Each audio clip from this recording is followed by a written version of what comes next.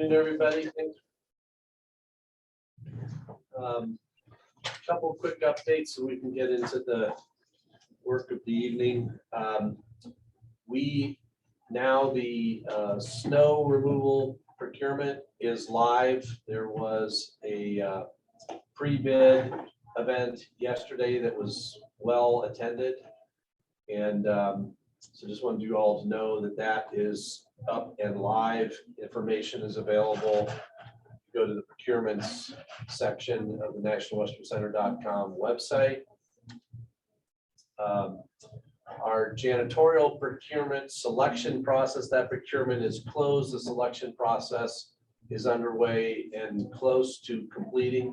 We'll have more information about that when the final selection is made here in the next few weeks, and we'll be able to report back on that result.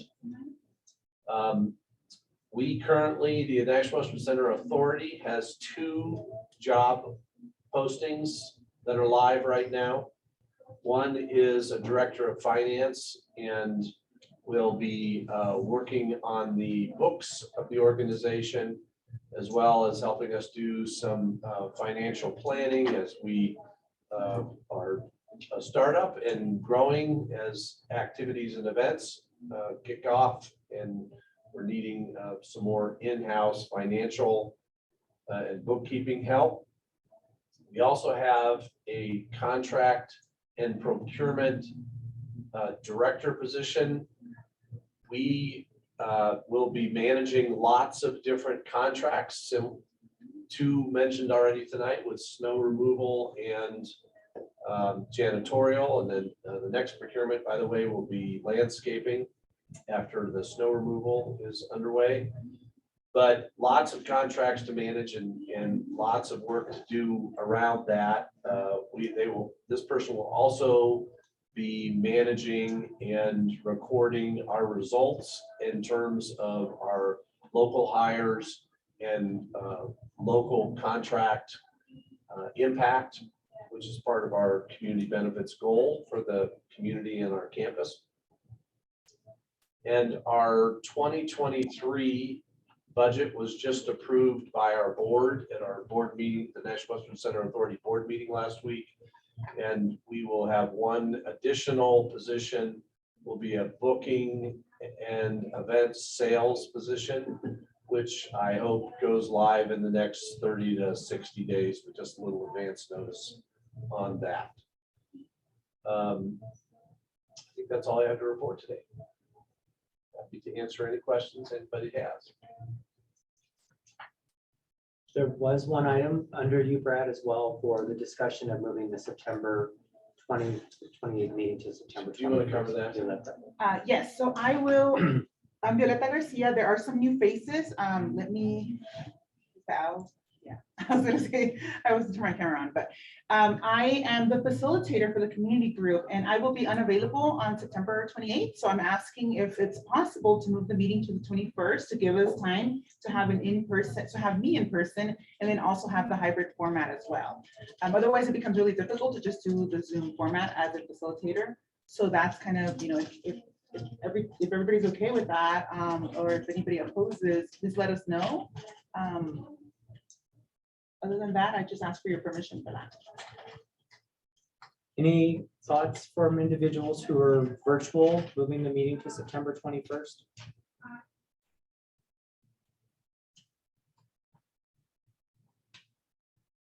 Okay, please feel free to email me if you do have a scheduling conflict. Otherwise, we will go ahead and move the meeting to September 21st. Yes, and remember, all meetings are recorded and they are available on the website as well. And yes, to Violeta's point, all meetings are recorded in both English and Spanish. Okay. Any other questions for Brad? Thank you, Brad. Partner update. So what we've done is we've moved, I think this is new, right? This is a new agenda item. Usually what happens is, we wait until the end of the meeting to hear from our partners what's happening in the community, and then sometimes the end of the meetings are usually rushed. Presentations may run longer, but we wanted to make sure that we hear from the community and from our partners at the beginning of the meeting. So this is your opportunity. If you have any news to share or any updates and or any celebrations to share. And just feel free to unmute yourself if you have any events that you would like us to be aware of.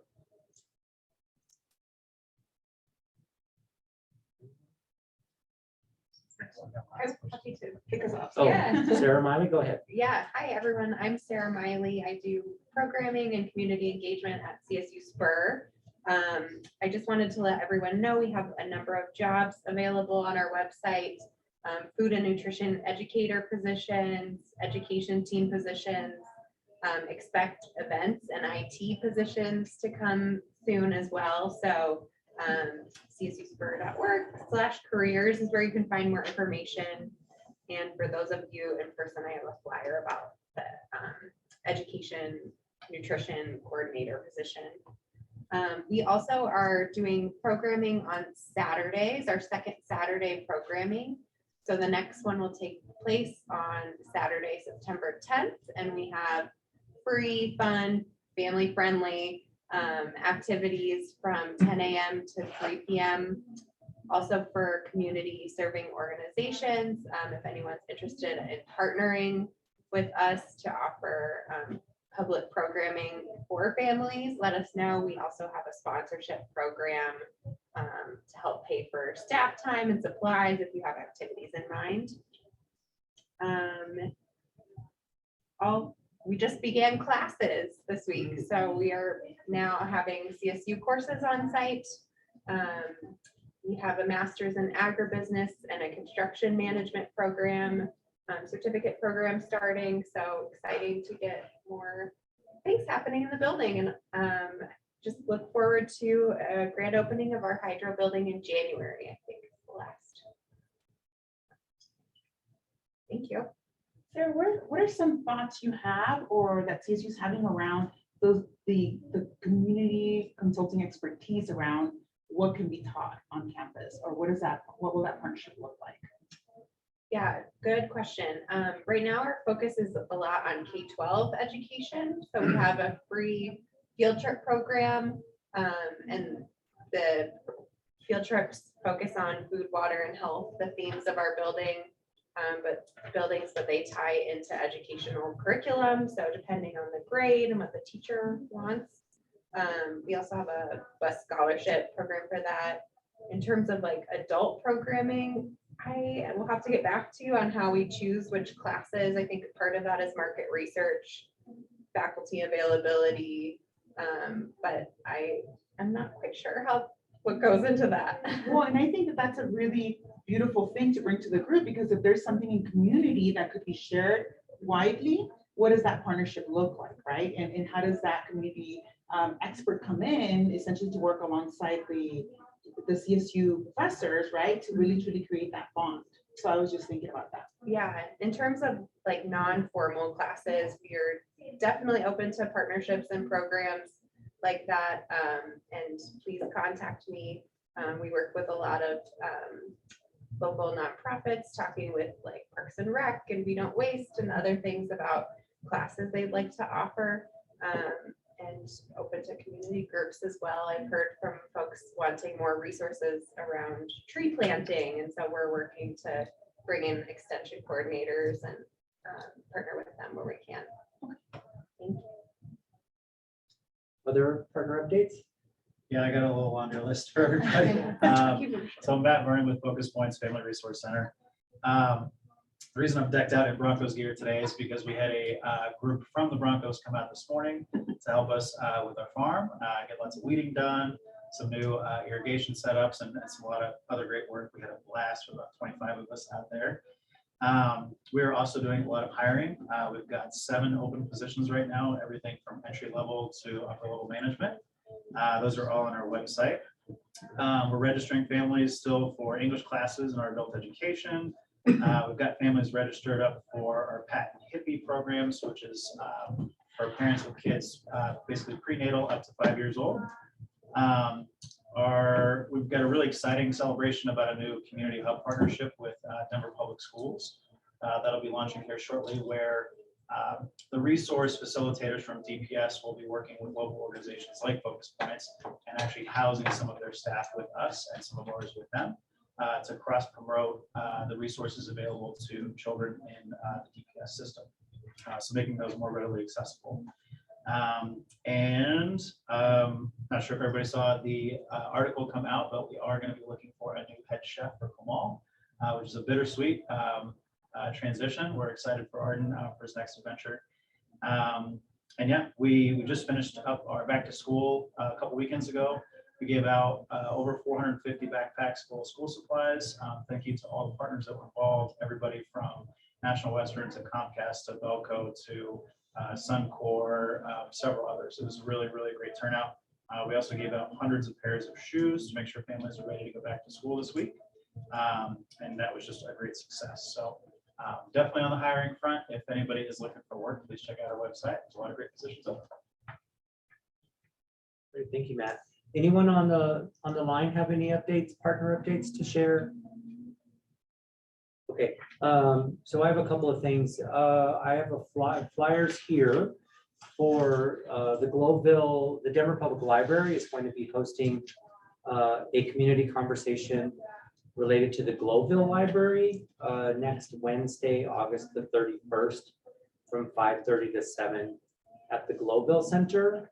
So I will make sure to email that to those on the phone, but if anyone would like one of these flyers here in the room. Also tomorrow evening, the Office of Community and Business Engagement, Dottie, is going to be hosting a community open house at Argo Park from 5:30 to 7 p.m. There will be food and refreshments for the community. Several of our community-based organizations will have tables. The National Western Center, the National Western Stock Show, the Mayor's Office of the National Western Center will all have tables. And then several of the transportation projects that are happening as part of the Washington area program of projects. Those project teams will also have tables and information to share with community and provide updates on the status of probably 7 to 10 different transportation projects that are happening over the next several years. So again, that's tomorrow from 5:30 to 7 at Argo Park. And if no one else has any announcements, we're ready to move into our next portion of tonight's meeting, which is our facilitation and process discussion with Dr. Violeta Garcia. I have one question. Oh, yeah. John. Go Go for ahead, it, John. go No, ahead. no, no, go for it. What's the score with the Comad now? What's the what? The Comad, what's happening with that now? It's still running, doing its Are thing. they operational? Oh, yeah, yeah. Okay, because it's hard to get at traffic wise. Yeah, no kidding. That's everything over here. Okay. I got caught by the train trying to come here. I was wondering how that affected their business there. Business is going great. It is? Yeah, yeah, Okay. it really is. Oh, good. Is that like the old Yogi Berra saying that something like, no one goes there anymore, it's too crowded? Yeah, no, it's pretty busy. Okay. It's pretty fun. We're, looking for that next great chef, sure to take over, but, so, I mean, the ladies that are in the program are well trained and rocking out, so. So they're still operational. Oh, yeah. Okay, good. Haven't stopped. All right, thank you. Yeah, thank you. Yeah. That's a good segue. I make it a point to buy gift cards to give to people just to make sure that they know that and it is always an adventure, but they manage to find it, so that's a really beautiful thing. Well, I see a couple of new faces, so I want to introduce myself briefly. I'm Dr. Violeta Garcia. I was born and raised in El Salvador, and I came to the United States because of the Civil War. We were pushed out of the country essentially, and so I've made the United States my home for over 30 years now. So it's pretty, but what I find fascinating is that organizations just like yours help my family along, which is what brings me to this work, right? I literally am a person that has lived experience and has, give me 1 second. One sec, sorry. We lost. We have interpretation issues.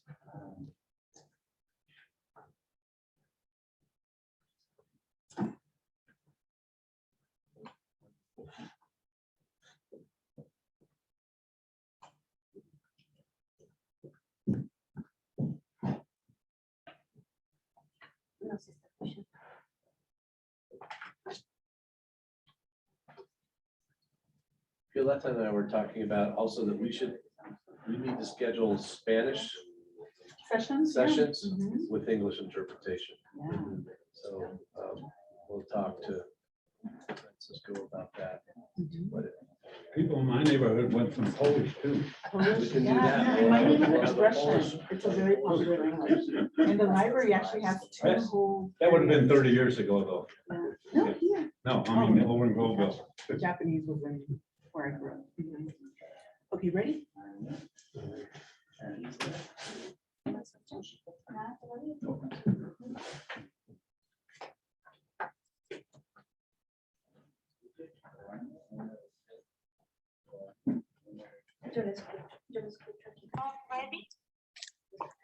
Sí, estamos listos, porque no se oyó lo demás. Yo lo de interpretar, de una interpretación, ahorita regresamos.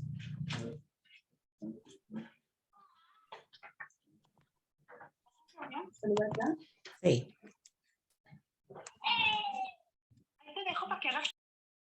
We're back. Yes, okay, we're good. So I was sharing that I was born and raised in El Salvador and I came to the United States because of the Civil War. And, oh, hold on.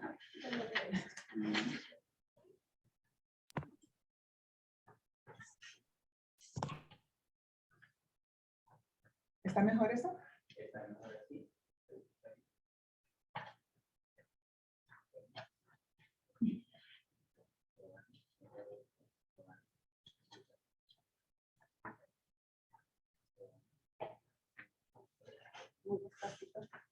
¿Se puede subir el volumen?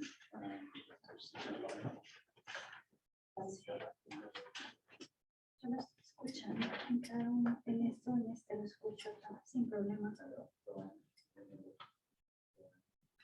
¿Es usted que no? ¿Escucha? Mire, aquí se oye. O sea, en cualquiera de los dos se oye.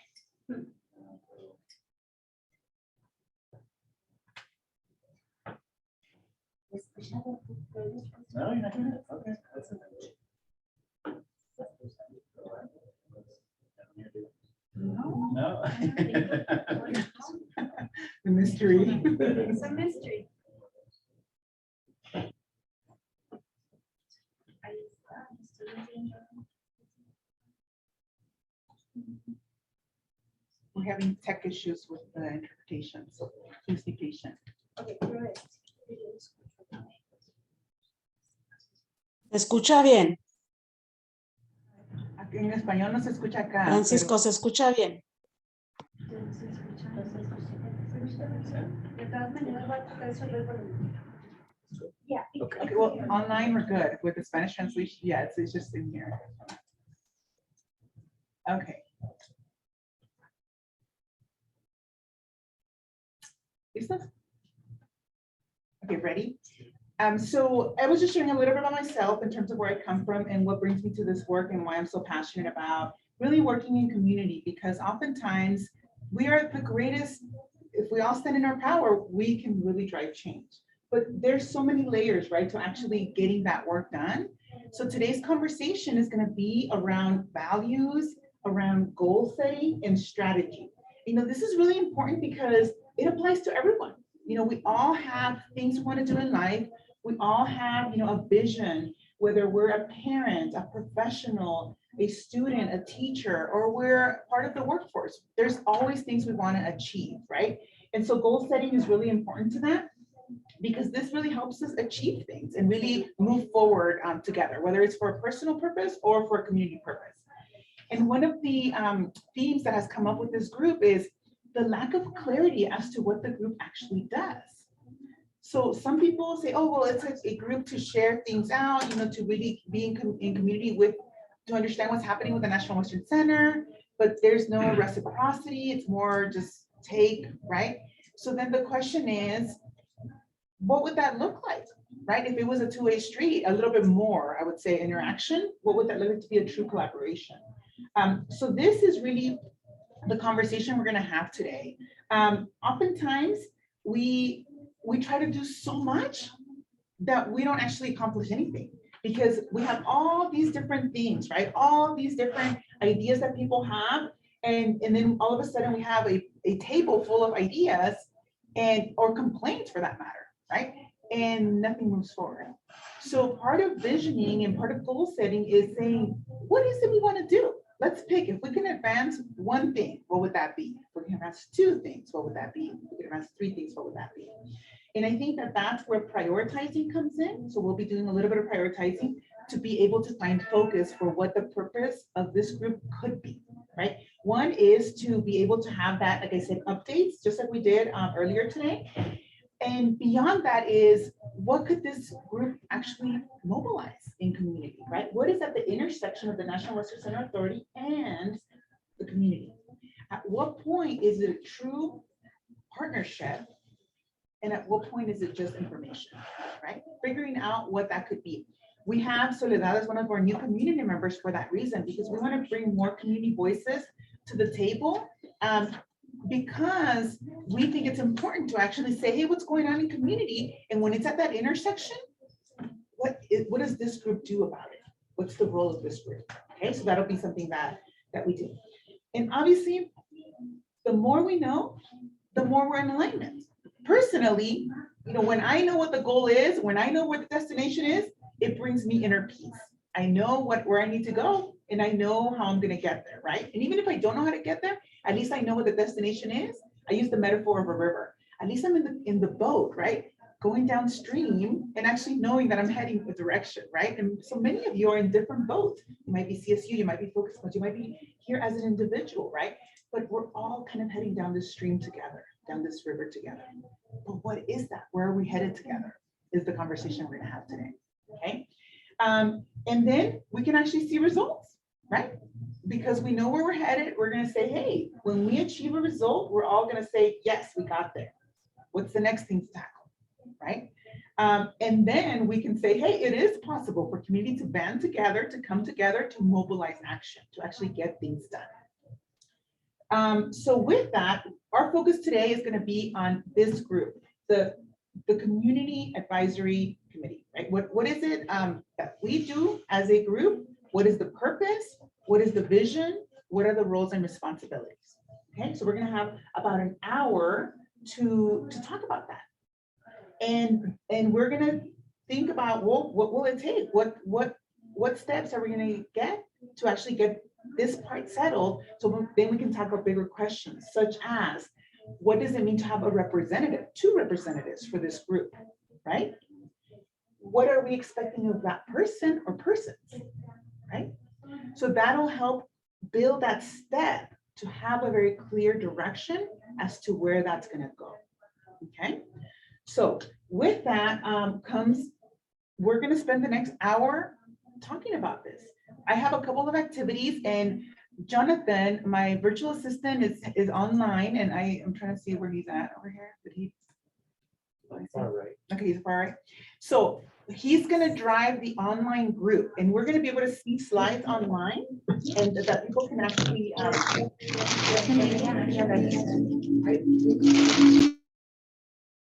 So Jonathan, and I'll put the link here for everybody to have, but we're also going to share, because one of the living and learning, right, Anthony? One of the challenges from last time was that when the posters that we were putting together here were not able to be seen online. And then the posters or the comments online, the group here had a hard time seeing. So Jonathan's going to help us kind of be able to do a little bit of both. But what we're looking at is a Jamboard, which is kind of an online sticky note section.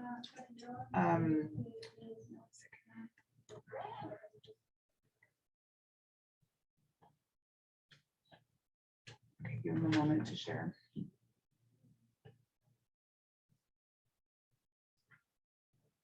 Okay, so in the very first meetings, and I've been here for about 3 months, just to ground everybody, we started talking about community agreements, right? And one was listen with curiosity, respect when others are sharing, and honoring people's lived experience, and having confidentiality about the topics we talk about, especially as it relates to the group itself, right? Community announcements, obviously we want to share, but things that are very personal and particular to this group, we want you to keep in this space. What are some other community agreements that are important to you that we did not include?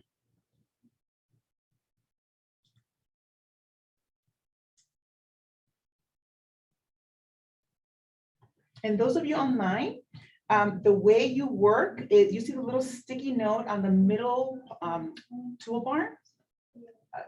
You can actually put little stickies on top of the documents and then just move them out of the way so people can actually read them.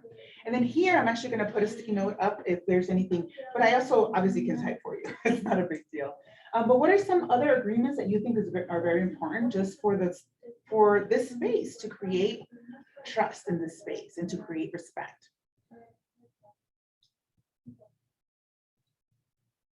Puede incluir método cultural, o sea, la cultura Oh, de las diferentes personas. We should include mutual respect, cultural respect, that is respect for each other's culture, for people's culture. Porque a veces tenemos diferentes maneras de hablar por nuestra cultura. Entonces, tal vez se pueda interpretar mal o pueda haber un tipo de burla hacia eso, entonces respetar. Because sometimes, because of our culture, we have a different way of speaking and it could be misinterpreted, or it could be laughed at because of not understanding the culture. anything else?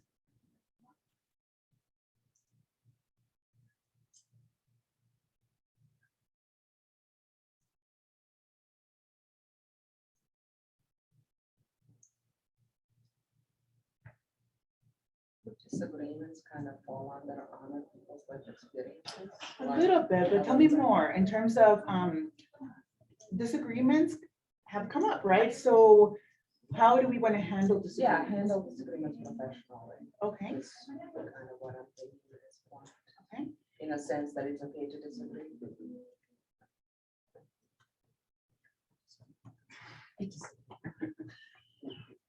So agree to disagree. Agree to disagree. Agree to At disagree. the end of the day, yes. and I want to add to that too, that it's okay for two truths to exist in a space, right? It is okay. Well, along those lines, that one doesn't carry more weight, that one's not valued more, that both perspectives should be honored and respected, but it's not to take it personal if, the dialogue occurs, and again, one should not hold a higher value than the other. Yeah, and that goes back to listen with curiosity, because if you think, that's interesting that, whatever person said that, that's interesting, versus they're attacking me. Mhm. I know they're attacking me. All your brain is doing is telling you a story, right? The person said words. That's all it is, right? And we interpret them as something, whether it's a threat, a agreement, right, or a disagreement. Our brain puts that thought in our heads, and then our brain reacts like, I get mad at this, right? Or, oh yeah, that's nice. But it all depends on relationships too, right? So the more you have a story about somebody else, the more likely you are to not be willing to just listen to that person. So be really mindful of that. Anything else? I think if you're representing, yourself or your agency or those that are part of your agency, being able to recognize what sort of mode you're in when communicating is really important. I think for myself, making sure that my own biases are, set aside if I'm, offering an opinion that has been shared with me by a participant in the program, or, my professional opinions and experience, and making sure that there's some communication around what hat we're sort of wearing when. Okay, so just making your role clear would be like, I'm speaking from my experience, right? Or I'm speaking on behalf of the organization. That would be really helpful as a entry point, right? And that also helps us understand where you're coming from, right? Because it's like, well, how is he speaking to the community's experience, right? It's like, well, by putting that foundation, we can actually say, hey, this is a story he's sharing about a participant who experienced that. Very different than saying, I know what it's like. I mean, even for me, right? Because I don't live in the community, so that's a really good critical point. Anything else? Okay, Well, since we are agreeing to disagree, maybe we should also shoot for seeking consensus, not consensus, but compromise, maybe. okay. Mhm. Reaching some type of a agreement and how to move forward. Yes, and that's a really good point and a big difference between, not everybody has to say yes to something. But if you believe that you're like, no, I can't support that, share why, because we need to understand, right? Because I think that that's part, it goes back to communication, and it goes back to everybody's voice is heard, and you don't have to agree with the vote in the end, but at least you say, you know what, I'm not gonna stand in the way, but this is why I don't agree with it, right? So that's an interesting way. And then I didn't capture it as we were talking about. Can you help me? What, reach compromise? Yeah. Uh-huh. I think if we're using Or community agreement. support the agreed upon action, or so, I think that's more what I'm going towards. Okay. Whatever group at the end, so majority supports that. There's an Yes. understanding that the group is Consensus. behind that, even though not everybody And this is important because this gets to, we make a decision here. It does not mean you go into the parking lot and talk about how you hate that decision. I can't believe they did it that way. Or it's like, no, tell the group that, those words, because that's part of, what this group could potentially, be driving a lot of change in community, but what would that look like, right? But if you hold on to that and you take it somewhere else, then it becomes, right? It becomes, they're doing this and they're doing that, instead of truly being a community member as part of this. just for the clarity of the role for tonight, I'm speaking as an individual. I was gonna say. Are you I sure? like that. I am. Because we're questioning that. Speaking as 4 different people. I appreciate it. You should have little hats, you just raise the hat. That was an individual. Uh-huh. So support just to support the agreed upon action, Right. even if you vote no, or even if you are against it, just share your thoughts, but also don't Hinder hinder the process in a way that creates inaction, that creates the stuck, right? It's like, can you live with that decision? And if you can live with it, even if you don't support it 100%, you say, I can live with the decision. I'm not gonna vote for that. That's okay. But you go ahead, like, that's fine. So yes, we're gonna practice that, because that's a really hard concept. Because it's just, I can disagree with people and share that without having to go and tell half the world that, oh no, I voted against this because blah, blah, blah. And that's where all this, kind of domino effect happens. Okay.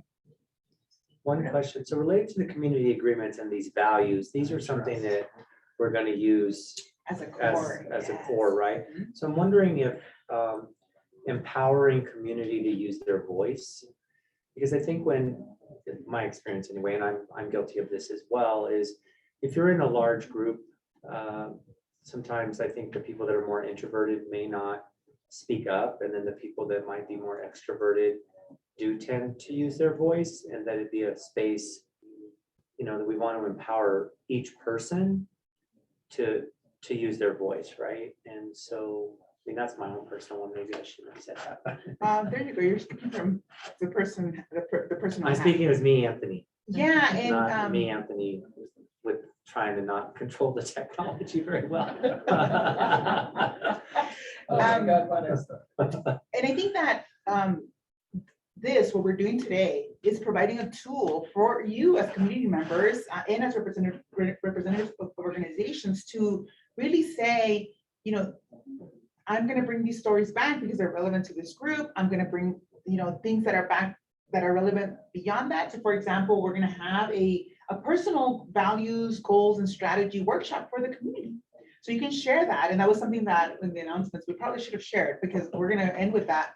But Anthony has flyers. So what we're doing is we're doing a CAC Plus workshop within the meeting and focusing on that topic as it relates to this space. And then what we're doing is taking that same topic into community for whatever people want. If it's a personal goal, if it's a parenting goal, whatever that is, we're providing that. And it goes back to, these are tools that you can use anywhere, right? And essential for this group and necessary beyond here as well. So that's the whole purpose of that. So that's something we do want to share. We want you to share with community as well as a tool for empowerment, right? Because we can't put pixie dust on top of people, but we can create spaces for belonging and a way to share our thoughts and ideas with others.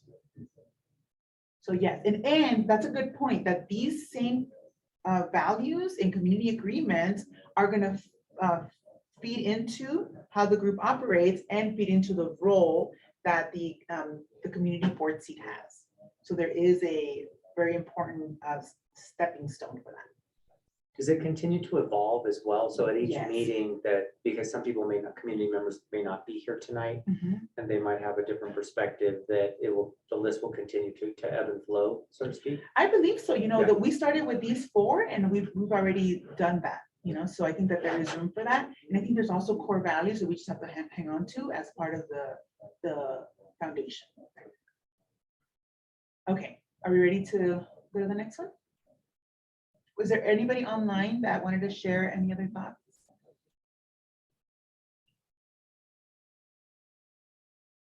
I was sharing, I was a teacher, I have wait time. Well, let me check the chat just in case maybe somebody had, no, okay.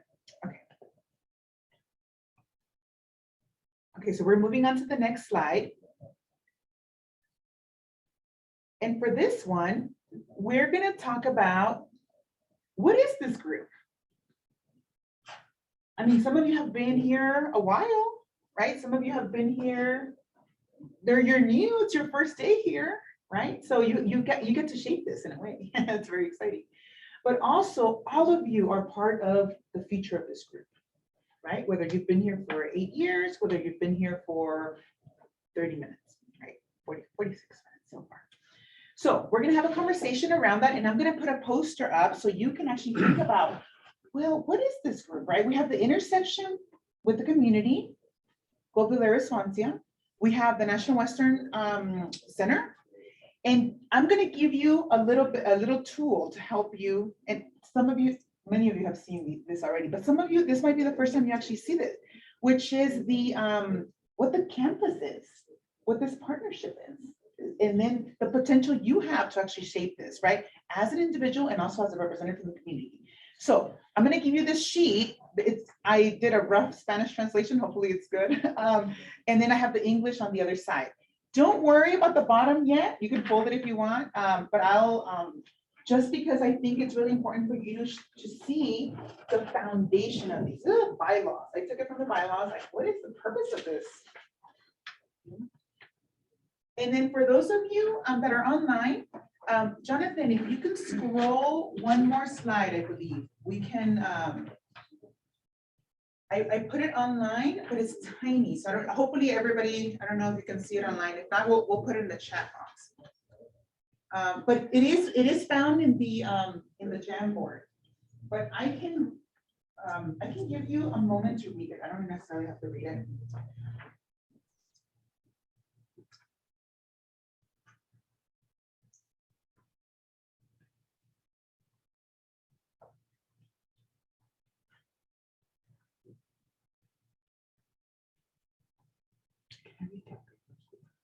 If people click on the link, they can actually like zoom into it. But let me see. Jonathan, do you think you can zoom? Is that better? Okay, Yeah, much better. thank you.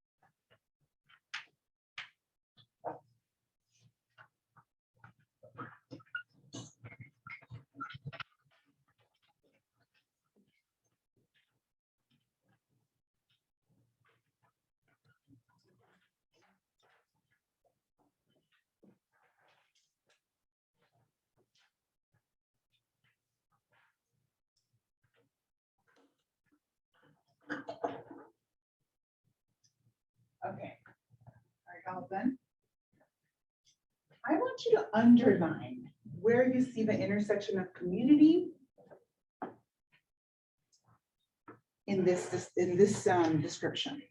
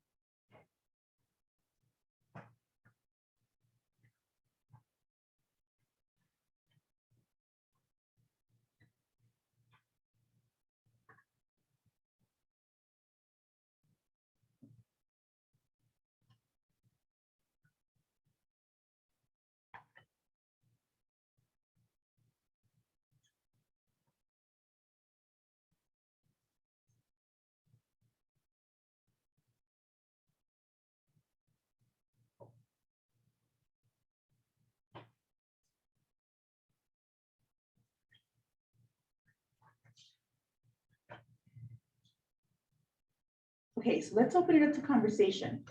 I gotta step out. Oh, yeah, go Sorry, alarm's going off in the building, so I'll be back. So let's take a look at this, right? We have the bylaws that establish this entity, right, as an organization. And there's a lot of intersection with community, right? So you have this group, right? And initially it was founded as an advisory committee, right? And advisory role oftentimes is like, you have a relationship where it is a transaction, right? In terms of like, we hear information, we contribute something, right? And then the plus got added along the way. So we have an opportunity right now to say, what do we want this group to be? So what are some thoughts based on what you read right here that automatically align, right? Just even from the way it was established. And then we can talk about, beyond this, what could be the potential. So let's talk about that. What is it that this group should be, right? What could it be?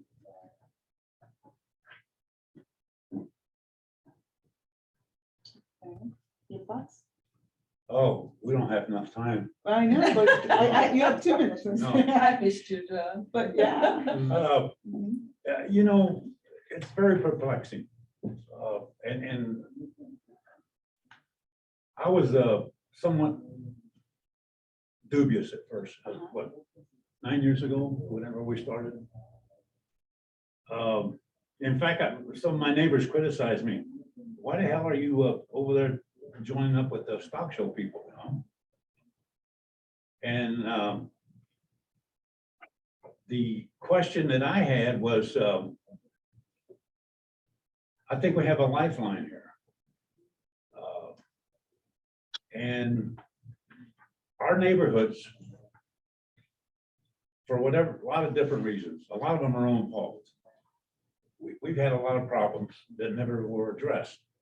And I saw this effort as an opportunity for bringing in the entities, city government especially, to deal with not only the problems, but the opportunities that this effort presented to us.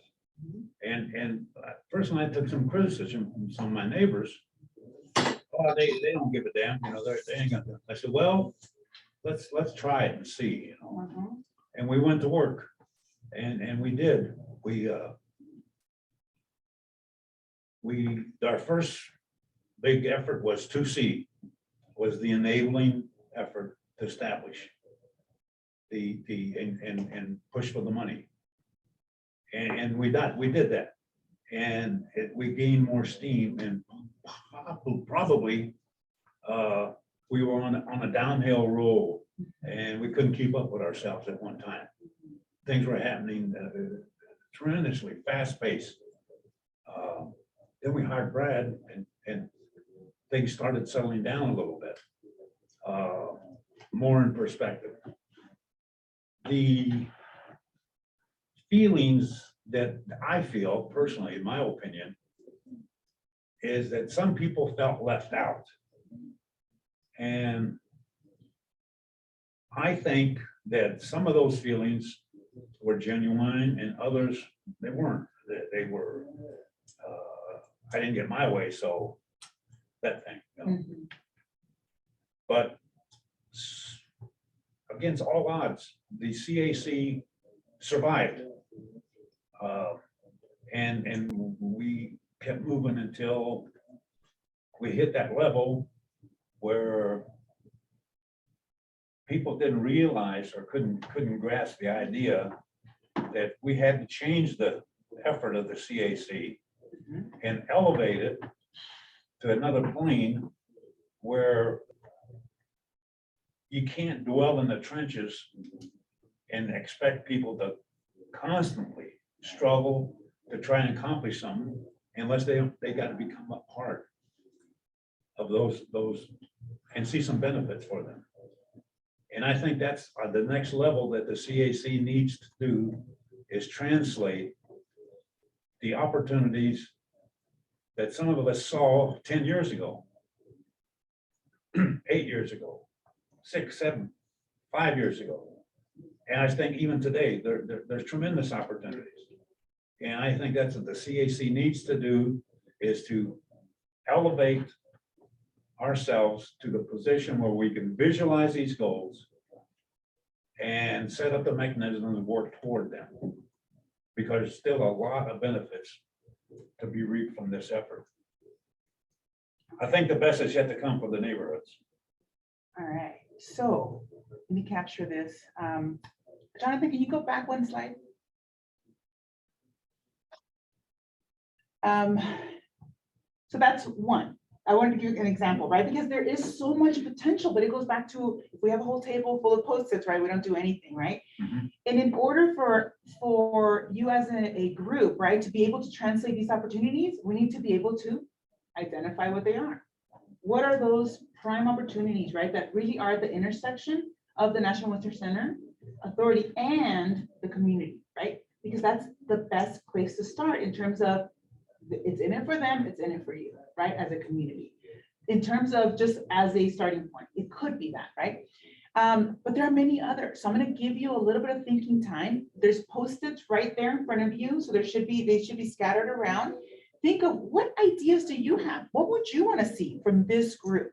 And remember, this group is in partnership. It's that intersection, right, of community and the National Western Center Authority. So that's something to keep in mind as you come up with this, because there are so many things that have happened, right? And so trying to, like I think I mentioned earlier, trying to go back to colonization and all the things that have happened, that's probably not going to help us in terms of the conversation that needs to happen for this particular chunk of the bite you're trying to take, right, in terms of this particular organization or group of community members. So I'm going to give you just a couple of moments to think about what are some of those things, what are some potentials that you see that have not been tapped because of just the sheer nature of the relationships that have been happening here. Yeah. Again, individual, and I've been part of this group on and off since 2016. I Okay. realized that. As I was reading this, and I've seen it many times, but I have never read it with that lens. So thank you for that very much. And basically, if you read what's under B and C, it's almost pretty much just pick and choose. What do you want the focus of this group to be? Do we advise or inform on education, on research, on activities, on There's so many things, and then how does that look like for the adjacent community village for benefits from that? But there is so much to pick and choose from what's under BNC. So thank you. Like I said, I've never looked at it with that lens. You know, I'm a systems designer, and when I read the bylaws, I thought, this is it right here. Because you're right, most people, they see it as CSU, they see it as, you know, the other entities, not, this is at that intersection, right? Of community and everything that's happening here. So B and C. Yeah, I mean, A is like, okay, invited to attend, okay, I get it. B and C really have a lot of juicy ideas, right? And that's a good question that you brought up too, is to what degree, to what level? One of the conversations we've had with Anthony and Brad have been this movement from inform to collaborate. And what could that look like, right? If we started the CAC Plus 8 years ago as an informed group, what is the next stage that it needs to move towards in terms of what does it truly mean to collaborate with the community, right? And on what? What kind of projects could that be? Okay, Yeah. but I think, yes, I agree with you, but on the other hand, we as a community have to step up and say, whatever project we decide to address, we got to take it on ourselves to do these things. And that hasn't been done. What has happened to date, we have done within the effort to get this thing built, get the money and get it built. Now I think we need to elaborate on the CAC and create within the CAC, for lack of a better term, some different groups with priorities so they can pursue those goals. Resources are available to get that done throughout the city, throughout the state, throughout the country. But it behooves us as community members to get, excuse my language, our stuff together. The leadership here can accept what we propose as this entity growing to the point where we can then take these things on as a community, as community groups, as community individuals, share same goals, same concerns. Okay. And, right, because we're at this intersection, obviously Brad's here, you know, Anthony's here. So it's at that core piece. And I think that that's a really important part, because in a perfect world, that would have happened already, right? In terms of the community mobilizing and taking that on, but it hasn't happened. So then it's the question is, what bite do we take to get to that vision, right? Because if the bigger vision is, hey, right now, our baby steps are, let's start here. The small and slow solution is, let's start with one project, right? What could that project be? And guess what? They're going to be bigger projects. And how do we shift? How do we get our ducks in a row? How do we get the system in place so that can be replicated with another project, with a bigger project, and eventually, if you decide as a separate organization, essentially, right? Or as a key piece of whatever this design is, moving towards that. But as many of you know, if you run any nonprofit organizations, they take time to build, right? But the vision is there, and that's what you hang on to, right? The vision of the community members running all the community engagement parts, right? Everything that can happen here. Is that what I hear you say in terms of? Yes and no, because one of the things in my 50-some years of working in and around the neighborhood here, that's been wishful thinking for so long by so many people, and a lot of them no longer here. But the need is still there, and it needs to be addressed. And we need some new faces, we need some new blood, and we need new leadership. And it's got to be done. Otherwise, projects like this will continue, as you see down Brighton Road. They're building left and right, whether people like it or not. the private capitalistic system gets that done. We are fortunate from a community point of view, and that's why I supported this effort, is that we have an opportunity with the National Western entity to help us along. In turn, we can get resources through their assistance and through their leadership. But the bottom line is we got to step up to the bat and get it done ourselves. Mhm. Violeta, Ann has her hand up as well. Go ahead, Ann. Hi, so I have a specific idea, and it actually goes back to the early days of when the National Western was being conceived of and planned out. And at that time, there was a very robust study done on the economic development opportunities for around the National Western that were based on the types of activities that would likely happen on the campus, a lot through CSU, which, you know, they're obviously doing so much, but on food production and agriculture and not just that, but also in support of the campus itself, the campus infrastructure, and other businesses that would support the campus. I think there's just so much opportunity for new business growth and therefore job growth. I think one of the projects could be some healthy discussions around what those could be and how could we get those opportunities out into the community to create new businesses, and how can we help them create new businesses.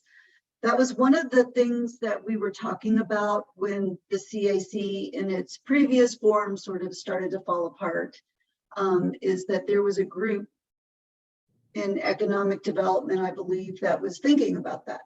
And I would certainly want to see that resurrected and strengthened, because I think that's one of the greatest opportunities for the community, is to create some new businesses around those needs. Okay, thank you, Ann. Appreciate it. Any other kind of, I don't want to say pie in the sky, because the reality is it's actually doable, you know, but it's just a matter of actually finding, I was gonna say, you feel free to stick them. Yeah. I know, see, I didn't follow my own instructions. And I will just say, I really hesitate to do this because I am here because I'm as a representative of the city. And so it's totally fine if you're not comfortable with me being the one to propose ideas. I really want this to be community centered and not me centered and not city centered. That being said, I've spent years thinking about this. And so I'm happy to share if you think that's helpful. And if you don't think that's helpful, I'm happy to not. I think you should share, just because it creates the juices flowing. Yeah, go ahead.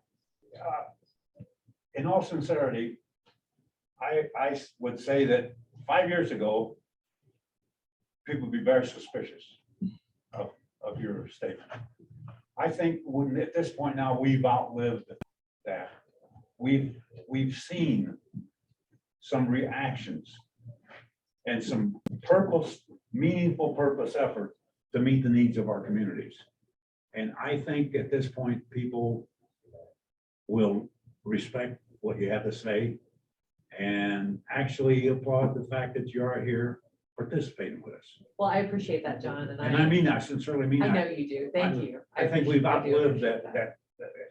So I'll put these up here and then folks can, I'm happy to have folks disagree that these should be priorities or to bring their own ideas, but if that helps people think about those. Can you highlight one or two?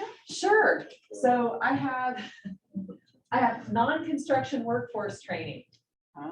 We have a vital construction workforce training program through Work Now.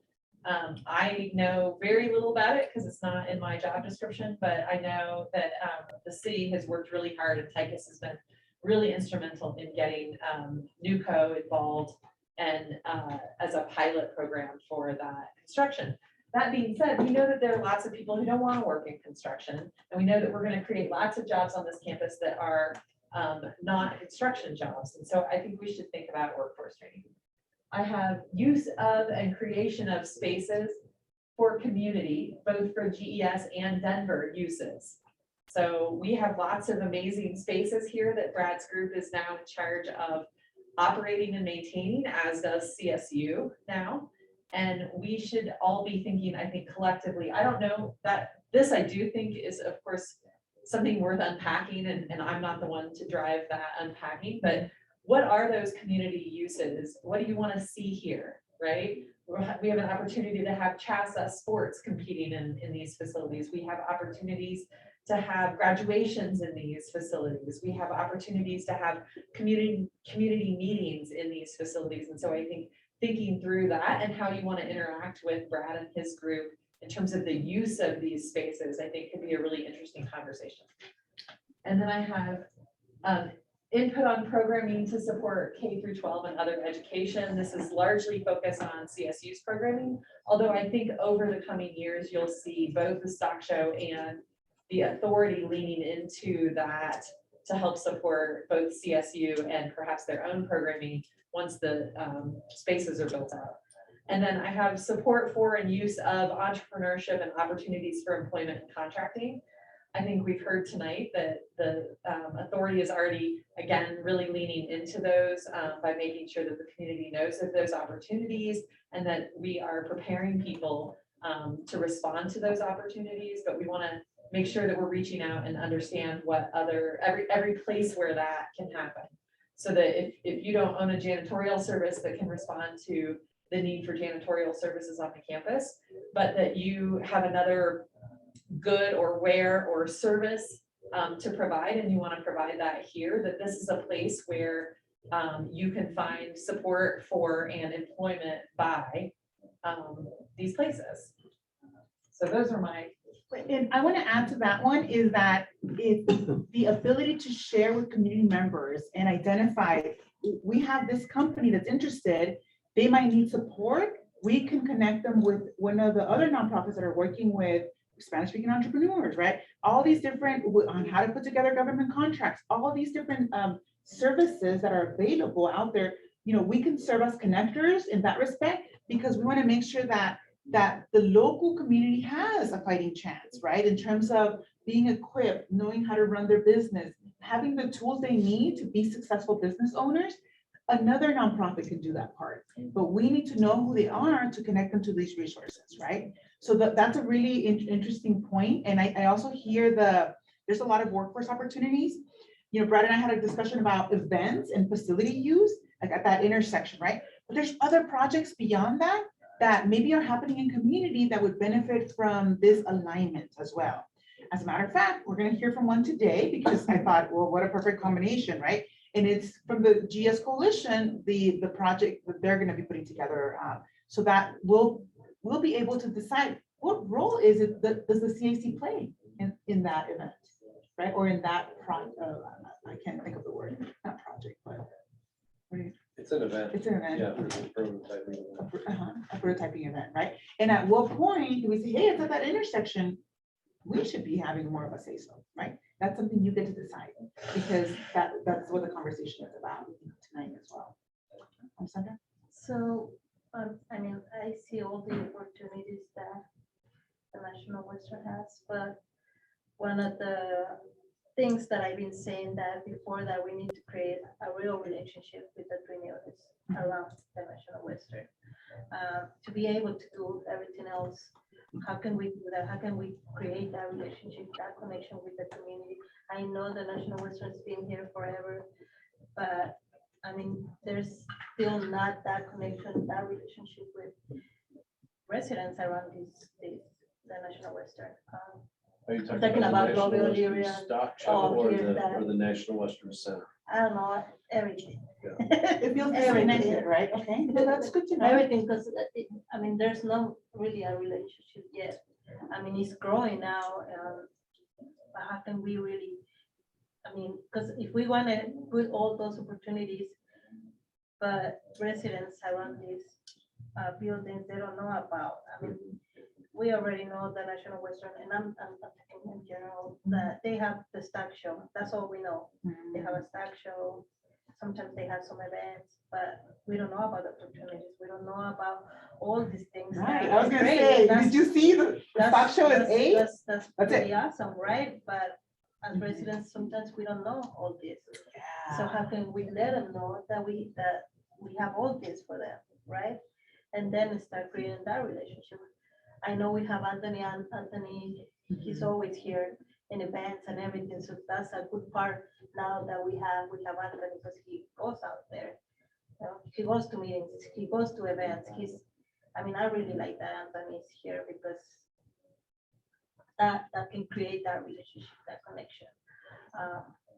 But that's how I envision the CAC or the National Western, everything that we're working on, is having that relationship, that connection, where we can start creating those opportunities, where the residents of these neighborhoods can also start aprovechando de estos, taking advantage of all of these opportunities that we have, and we are gonna keep seeing, because now we have CSU also. All those opportunities happen, we start creating that relationship, so the community can start taking advantage of those things. That's actually a really fair point, going back to where do we start, right? Because think about it, you are here, you're engaged, right? You know that this space exists for you. And then I remember you, Sandra, you also mentioned that there have been previous efforts and previous ideas kind of shared to create more of that awareness. And perhaps that's the first project, right? It goes back to how do we mobilize that communication effort to not just say, here's a website, come learn, because that's not how the community communicates, right? It's really about who are those connectors in the community, and how do we mobilize that to really say, hey, this is happening at CSU on Saturday, let's go, kind of thing, right? And actually be able to track that somehow in terms of community activation is what I hear. To just not say, yeah, they're there, but they just do the stock show and that's it. Is, oh no, like I'm written into this. These opportunities are for me and for my neighbors, right? And how do I create that part? With that being the entry point, and then saying, okay, now we can grow our group. Now we can actually create a new leadership pipeline, because now we have more people that know of this group, right? Because it goes back to, why am I going to show up if I'm just going to get a report on what's happening, and I'm not going to have a say so as to what can be built together. So let me throw Give me another wrench. Along those lines, and that's a very, very highly valid concern on the neighborhood's part. And it has been for a long time. One of the things that we need to realize is, from my point of view only anyway, is the political reality of our situation. Now, we had in the past enjoyed favorable political positioning by the mayor's office and the rest of the city people involved. That may change with the change in administration next year. So one of the things as a group, we need to realize this and think of the possibility that we may not be as favorable looked upon by the city officials as we have in the last 8 years. You mean if you're mobilizing change? No. If there's a change in administration, they could care less about this part of the city. They can throw it back 50 years because they got bigger fish to fry downtown. But that goes back to this big umbrella, right? Yes. It goes back to, Yes. Brad is saying, we want you involved. We want, so Exactly. there is an opportunity, right? That is here, that is in your backyard, right? That is part of this community. And yes, the dynamics in terms of the political situation happens, but the reality is that there are 3 main things, right, that are supposed to be happening on this campus. And you're written into 2 of those. Right. Very clearly, right? And so there's that sense of, what does it actually mean to truly live this in a way that is responsive to community instead of, whatever that is. And guess what? You as a community, right? We talked about whatever next project this space builds, it needs a vote across, not just this community, but across the entire city, right? And so those are the things that there is power in that, and there's a power to say no, there's a power to say yes, there's a power to mobilize the community to say, this really matters to us, come along. And there's also the power to say, well, nothing happened, right? And so it's to the best interest of both sides, if you look at it that way, to actually have a really strong relationship. You're No doubt, interconnected. no doubt, yeah, No but matter we how gotta you look keep at in it. mind that the possibility of Yes. not having the political support we've had in the Mhm. last 8 years. Yeah, Better if you speak together, though. Yes. right. I was gonna say, Okay. how many residents are there altogether in the 3 neighborhoods? Around 12,000, I believe. 12,000. Okay, It will be 18? closer. Yeah. So I wonder if, to make a suggestion to not lose some of that thought is, could we add like a SWOT analysis down the line to say? hey, Yeah, let me- that's Potentially a threat to the group. absolutely. I'm gonna, Jonathan, can you scroll to slide 7? Okay, so I'm gonna include your suggestion to add a SWOT analysis. And this is, when I think of strategic planning, this is the beginning. This is the roots, right? We have to have a conversation around what are the strengths, the weaknesses, the opportunities, and threats, right? Of this space, of the relationships, everything. So that's, I'm capturing in slide 7.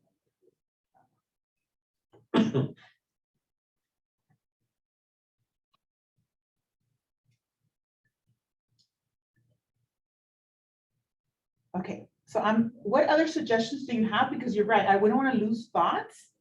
So let's put the concern about the changing, just as to capture it right now, the concern. This goes back to empowering. So how do we, as an entity, provide the resources to members of the CAC Plus to be able to then share the information with their networks, right? And with their friends and neighbors, as sort of as an extension. Well, I have a suggestion. Yeah. I've seen it in Longmont and Boulder. And it goes back to community navigators, right? It's the people that mobilize community that get a stipend of sorts to actually say, hey, I'm gonna go knock on doors. I'm gonna be putting, all these things, I'm gonna be talking, right? But it is something, it is work, right? So I also want you to honor that in terms of the opportunity and potential, even CSU. It's like, okay, there's an event happening on Saturday. Let's focus on this block, invite everybody along, right? All these different opportunities because oftentimes we hear, we didn't know. So that by far is if you look at it as the easiest, it's the most actionable thing you could do as a starting point. And then once that community is activated, they're gonna say, like, hey, we want to know what's happening with this space over here. We want to know what's happening with that space over there. We want to be involved. That's the next step after that. So it's awareness is step 1, right? Informing is step 2, and then really collaborating and bringing them along is that 3rd step. Okay. Yeah. Sarah.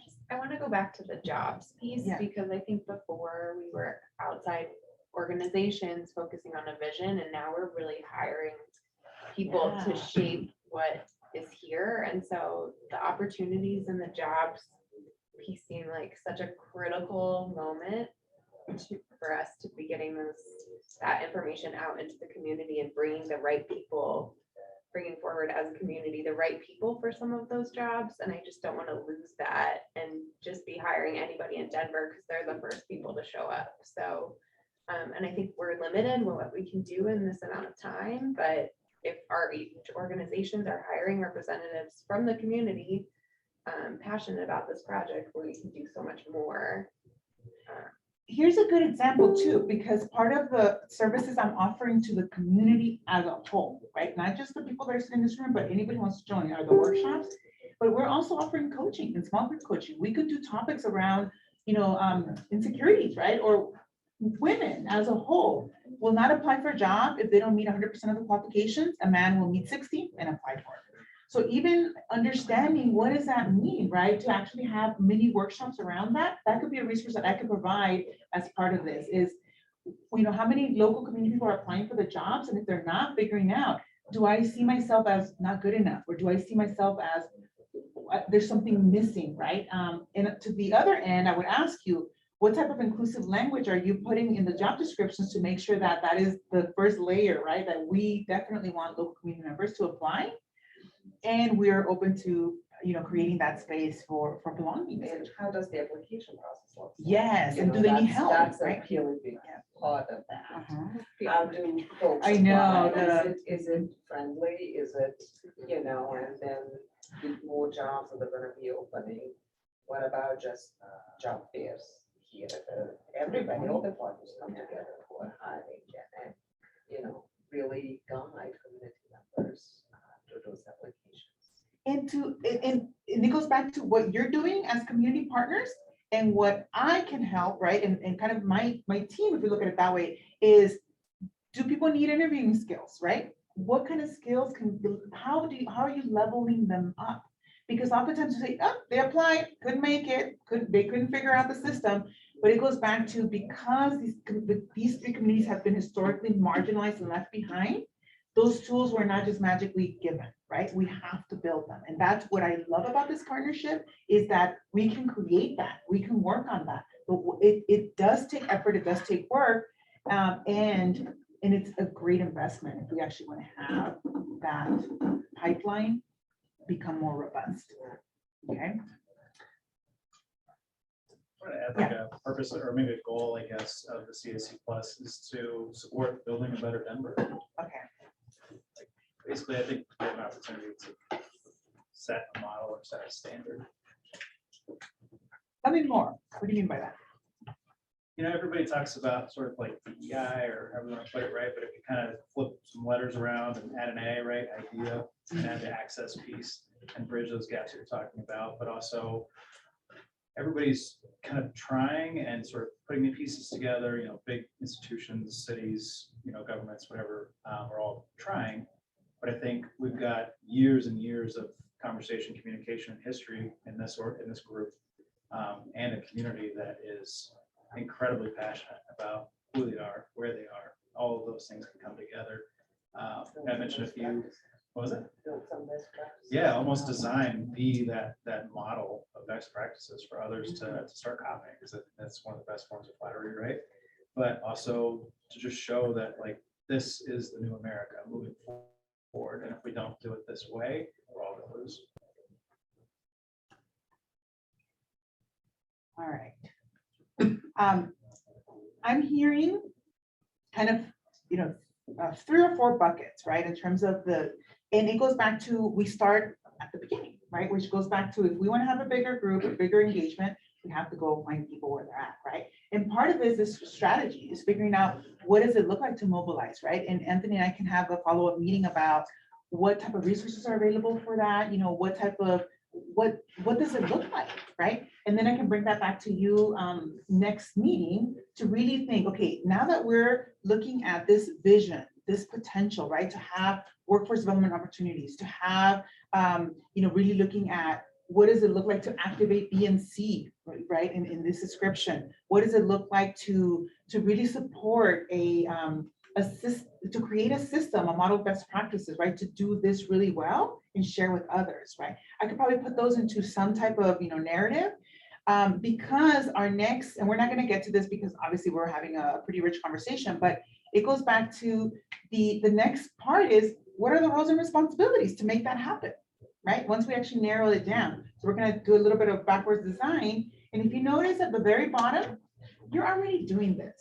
You're already here. You're participating, right? So it goes beyond this. It goes beyond showing up and keeping up. I think all of you have done that really well.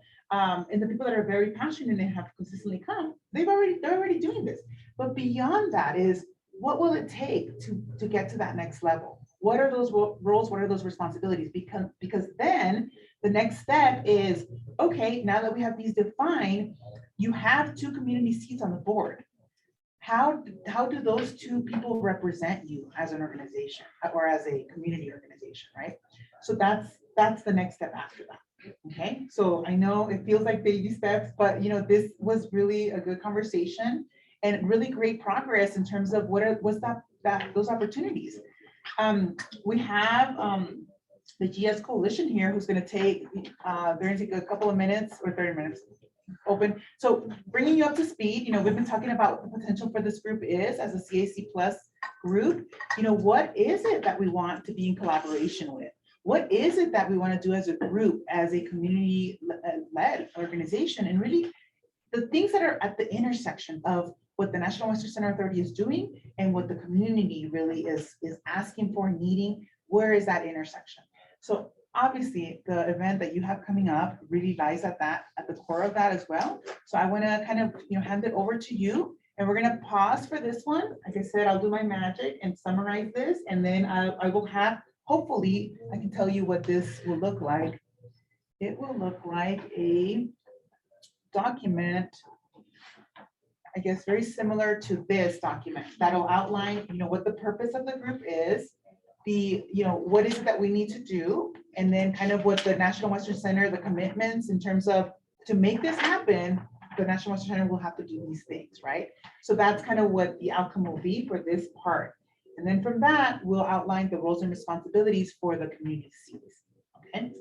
Any questions, clarifications?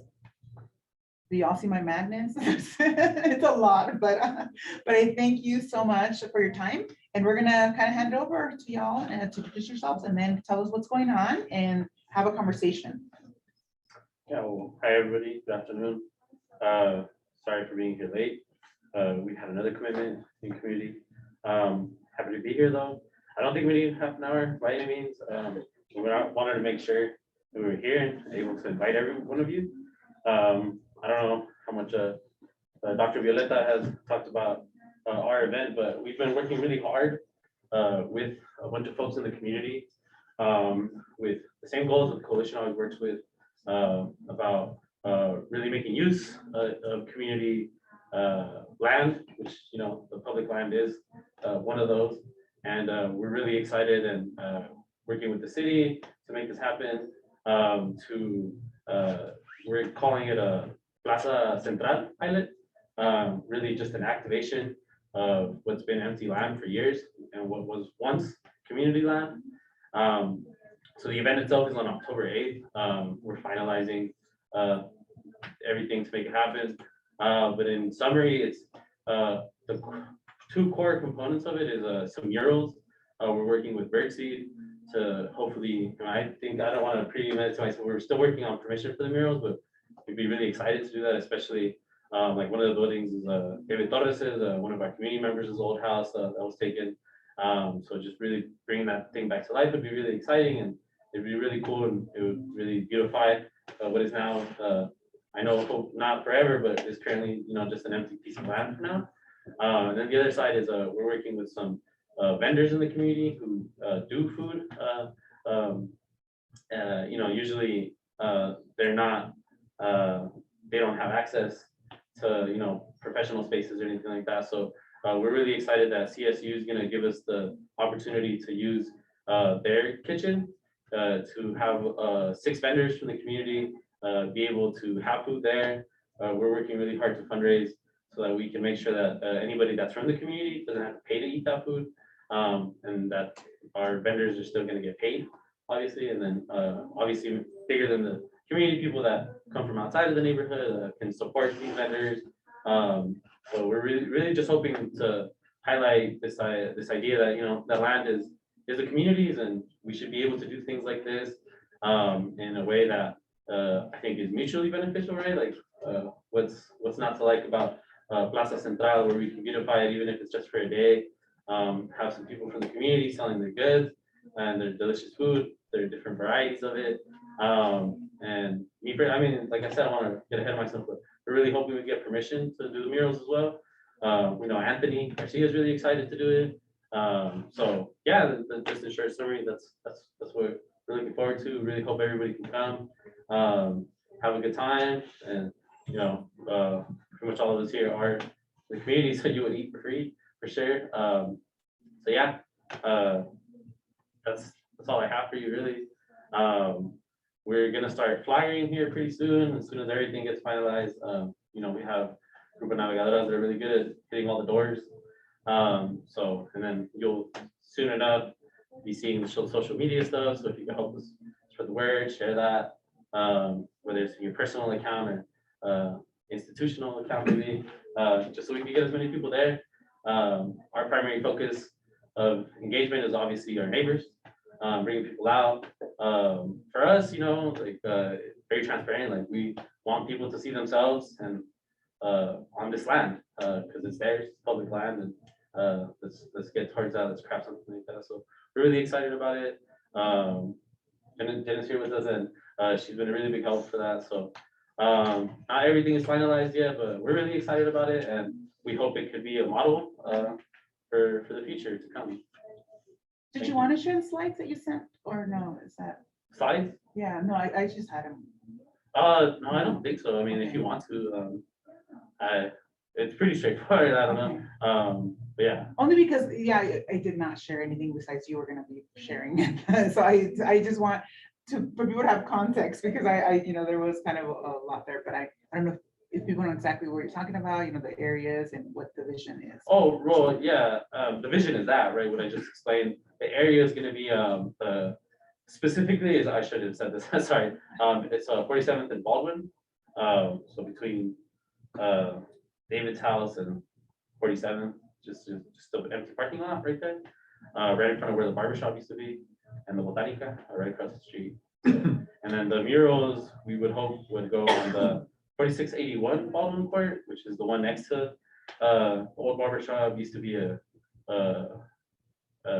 war memorabilia building. I don't remember that. I just remember the Botanica and the barber shop that I used to go to. And then the other building that would get a mural on it would be I don't know the address, but it's David Torres' old house. It's like there's two across the street. Yeah, so that's where it would be. So it would be all in that area. That's where we set up vendors, and we're hoping to set up a bunch of trees and stuff like that, some benches and stuff like that, to really make it feel like a plaza, make it feel welcoming, make it feel like it's part of the neighborhood instead of just an empty lot. But yeah, hope I didn't miss anything. Don't believe I did. Did you say a time? I think I missed it. The time is supposed to be, Yeah, just to get the time. yeah, it's like, I think it's slotted for like 4 to 8, 5 to 8. Definitely not in the heat, not even though it'll be in October. Good stuff. We could either get snow or we could get Right, a really right. hot day. You know, we never know. Have to play it by ear as we get closer to the date, for sure. I don't know. I heard that it was snowing up in Colorado Springs. the other day. Spikes Peak, right? So yeah, we don't know. We don't know what it'll look like. We really hope it's a nice day, not like in terms of the weather. Yeah, but more than anything, we really hope a lot of people come out. So here's a great example. If we talk about, you know, the land and who, you know, that intersection, right, in terms of a partnership.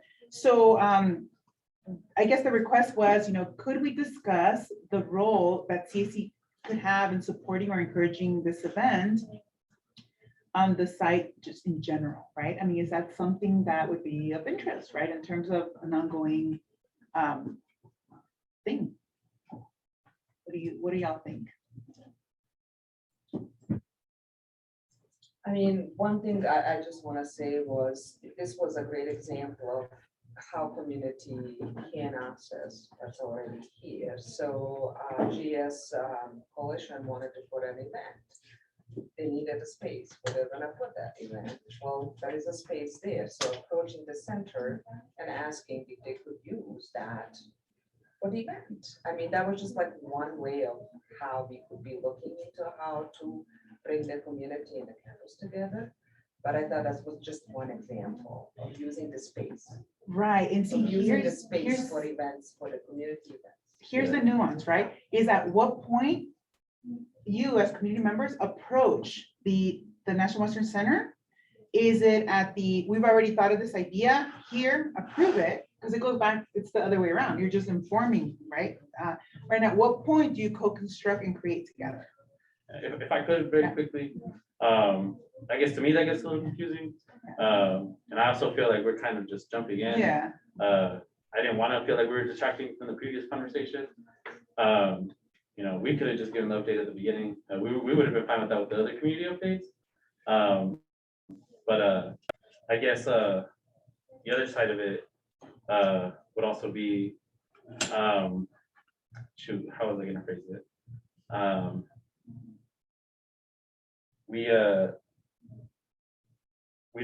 don't, I guess the thing is like, when you say like, approve it, that kind of sounds scary, because like, all these national corporations do events here all the time, and they don't have to go under that scrutiny of like, right, of like, oh, now you have an extra layer.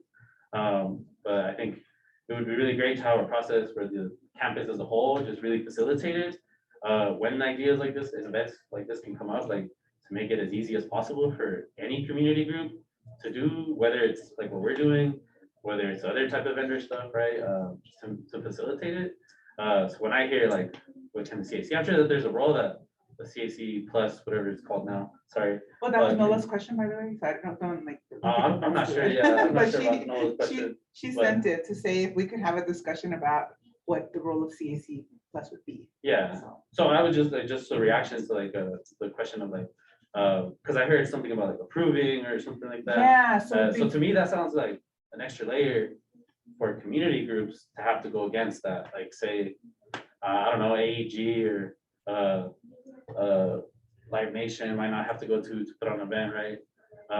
And honestly, also just to speak to it, the process felt really great. From our perspective, I'm sure there could be some improvement. But the city, the stock show have been really open to the idea and really helped us get all the right permits, set us in the right direction, you know, so I did want to share that as well, that I don't know what it's been like in the past for other groups, but I think we really did appreciate the support that we got, and just like being able to like, hey, so we have this idea, what do you think about it? What do we need to do to make it happen? And well, I thought it was gonna be more bureaucratic than what it ended up being. Of course, we had to go through the permits and the insurance and all that stuff, but it feels good to be able to be at this point where we can share that it's gonna happen, and hopefully see everybody there, you know? and it goes back to the conversation we had the other way around, where at what point do we inform? So you missed the conversation about community kind of relationships and integration and collaboration. And it goes back to level one is inform, right? And level two is kind of like you say, yes, we're gonna do this, and do you have any feedback? It's more like consult. And then the third one is true collaboration. Like, what does it look like to have the key partners, to have conversations around that? Brad, I'm gonna put you on the spot for a minute. How did it feel on your end, just from a National Western Center Authority perspective? Well, the site that they want to have the event on is actually controlled by the stock show Oh, the stock show, folks. okay. It's not in the real estate. Gotcha. So it really was a city stock show conversation. Okay. I had asked, it's interesting because the question I asked is very similar to the question it sounds like Nola asked. Yeah,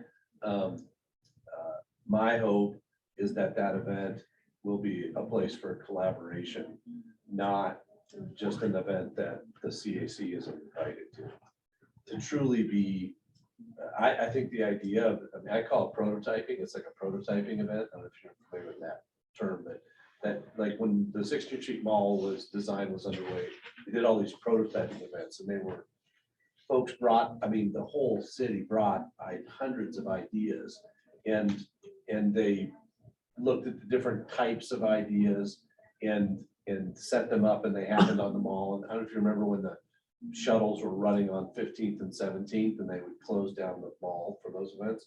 And then they used, I mean, they really data driven to see like how many people went to more things, how long did they stay, how long did they linger at those things, and all kinds of research. But anyway, that's called prototyping, and it's a really effective way of testing and trying out different activations for spaces, and particularly as it's community related, what the community sees as effective, authentic activations that are meaningful, that create place and create a sense of belonging and ownership of that space by the community. And so that's the opportunity, that what I think is the genius of the idea is that potential.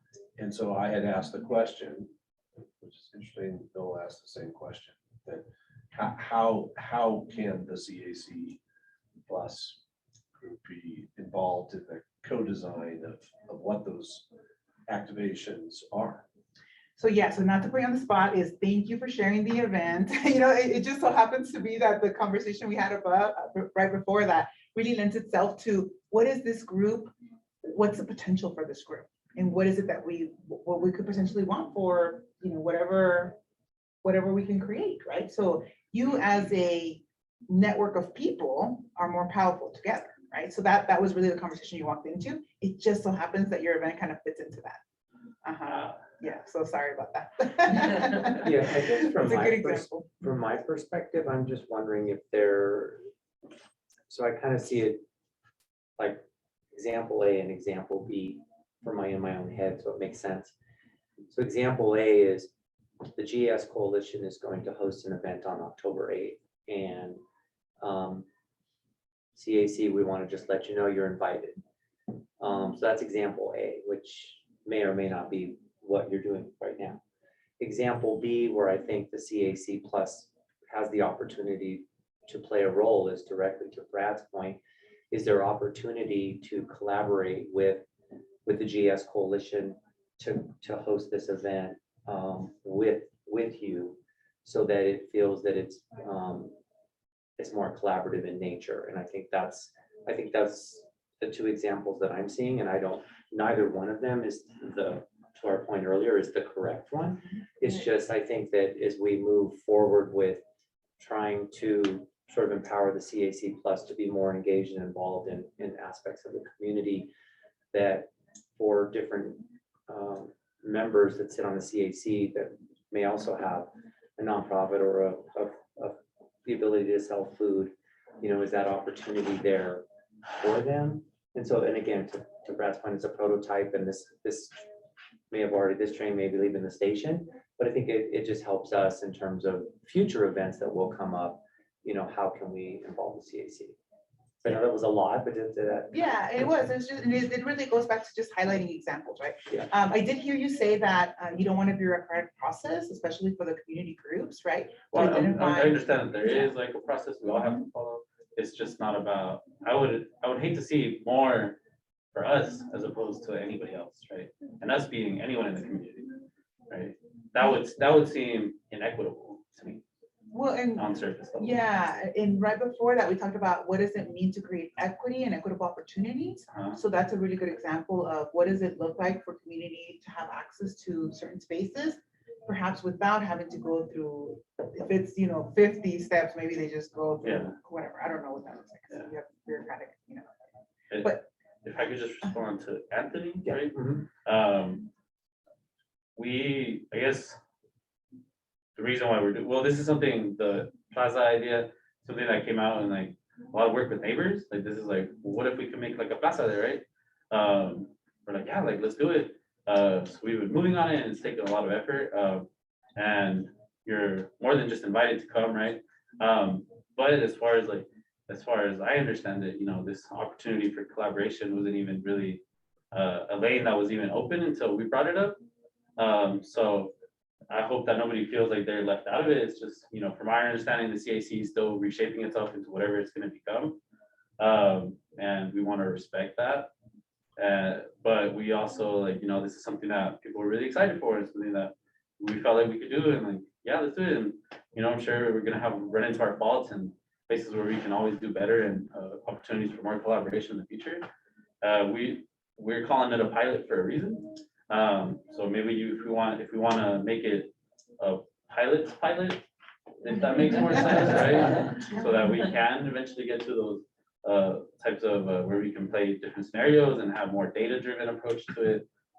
Sounds good to us, like, as long as it's centering community at the heart of it at all time. And the opportunity for community to not only engage, but have ownership over it, that buy-in, like Brad was talking about, that authenticity. For us, it's as authentic as it can get at the moment, right? This is an idea that came from a bunch of other neighbors, not ourselves, and we're just trying to use our capabilities and our resources that we do have now to at least let's put it forward. Let's do it. Why not do things like this? So I hope nobody feels offended by not being able to, and I No hope offense we taken. can It just was- consider it more like a pilot's pilot. Yeah. You know, we've been pretty clear about that. It's not permanent by any means. Yeah. I'm sure that we'll all find out, especially if you come through, like, hopefully you all walk away both feeling like, dang, that was like really cool participating with the community, and then the other side is like, you know, what we could do next time, you know, type of feeling. So, yeah. So, exciting. So just, so I'm sure other folks would benefit from sort of understanding this nuance. The events, they are ideas, activations as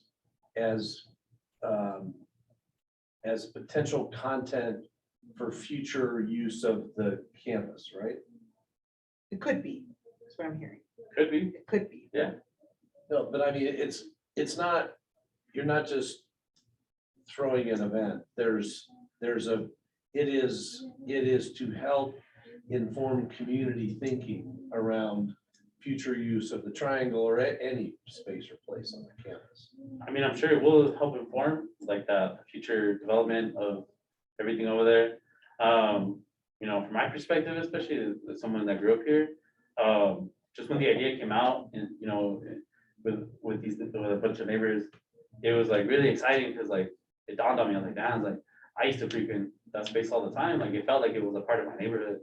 So just to get a glimpse of that feeling again for a day, I'll give you everything in my pocket right now just to do it. You know?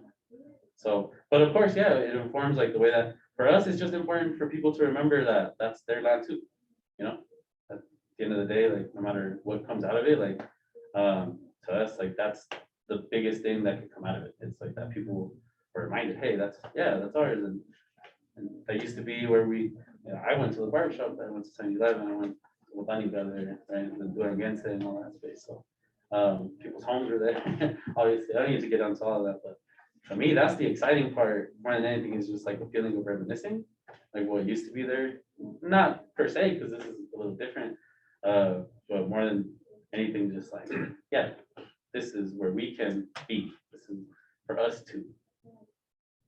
Any questions, thoughts before? Yeah, I mean, just wanna, Brad, you're right. I'm also a little bit, we went kind of back and forth a little bit about the event, and there was some talking around some prototyping and showing, planning for the future phases.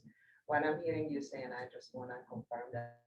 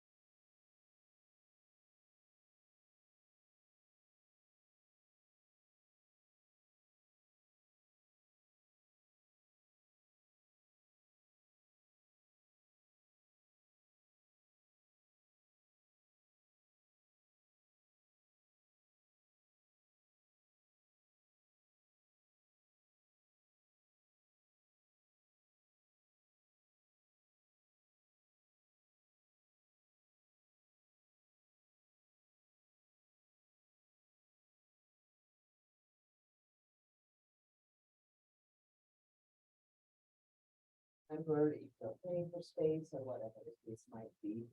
And I do hear that it would be really helpful. Here are the forms you need to fill out, but here are the other steps and continue talking. Here's like a major thing. That'd be amazing. Here is what's gonna take you this long, so just heads up on that. Recommendation, Check that out. timeframe recommendation. Do you want to have an event in October? Well, eighth? no, Yeah, Yeah. yeah, and Yeah, that is always like, Yeah, that's basically. Yeah. okay. Yeah, Got it. we, in all of our events, we should be constantly making them as user friendly and easy to access as we can. We're on the campus on the National Western Center authority operated portions. You know, we've just been going through a process of figuring out how we can price and dramatically reduce rates for community, for nonprofits, for the lowest rates for community nonprofits. And we're in that process in all these events. Oh my Should goodness, there we inform- go. It would be a good activity for CSU. What's that? Say that again? What you were just saying, like, you know. Yeah, That yeah. would be a great activity. yeah, for we'll CSU. bring it here. To We've work been, with those things. yeah, yeah. So in figuring out, making that just like really as user friendly as possible. And so we should be doing that on every process. Specific to this event, just I hope we'll be able to be as open as possible to, you know, those kinds of different kinds of prototyping from all over the community. Are there opportunities for folks who haven't already talked to on the vendor side or the art show side, or is it, you know, or are you sort of saying, we've got this one programmed and we're extending an invitation? Are there other ways to interface with this program? Yeah, we're definitely gonna need volunteers, for example. Okay. To help set up a bunch of it, Uh-huh. like the day or the day of, right, and a couple Uh-huh. hours in advance. I think right now, just because of, no idea how this was gonna turn out, you know, we don't know what turnout's gonna be, we're, but that's why we really hope people help us promote it as well. We designated, 6 vendor spots that, we wanna be able to build a couple of, vendor stations, right, that come up and come down, that are painted by people in the community. So we'll do a workshop. We're hoping to organize a workshop towards the end of September. So if people are interested in attending that, that would be an immense help, helping construct some of those things, paint it. With Anthony, we're trying to continue like an art sort of cohort is what we call it. People in the community can engage in art activities. So if anybody is more of the artistic type of person, then collaborate with Oh, Brittany. Grace down here off the river, the global riverfront art. Yeah, that's right. And see if they can jump into it with birdseed. Great. There's a lot of folks there that want to get more involved with community art projects. Maybe not just like the, like murals and that kind of thing, but just generally, right? So they might be able to help out. Yes, it's like these are the sort of things that we would hope kind of forging the road would open up those conversations and those collaborations. And so should folks, if there are folks listening or who are here who want to get involved in any of those opportunities that you just said, you guys will be distributing that information. Mhm. Okay, Yeah, we're gonna be posting everything on our website, coalition.com, and the easiest way is we also send out like email newsletters. If you keep track of your email, then you'll see that come in, like all those opportunities and the workshops and stuff like that. Our social media, and then especially if you live in the Where can neighborhood. folks sign up to get the newsletter? Where are they, on the website? On the website, yeah, just on the, it's like, right at the bottom, you fill out your, email and you get like our monthly newsletter of things that we're doing. Social media, we're much more active now, more than we ever used to be. Yeah, and then on that, like when we start doing all that, we're still finalizing some of the permit stuff, which is why those things aren't orange yet or anything like that. Didn't want to get ahead of ourselves, but yeah, look forward to those. And, we'll share it with folks at the authority and people in the group, and yeah, the more the merrier. Recording in progress. I think yeah, I muted mine because I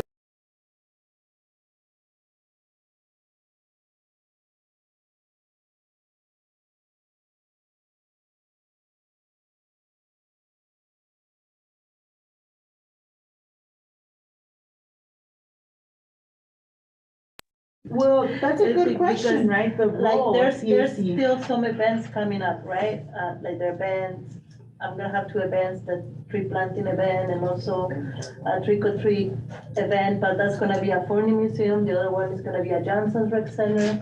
I mean, how is the CAC open to go to other places, to other venues? Not, For these meetings?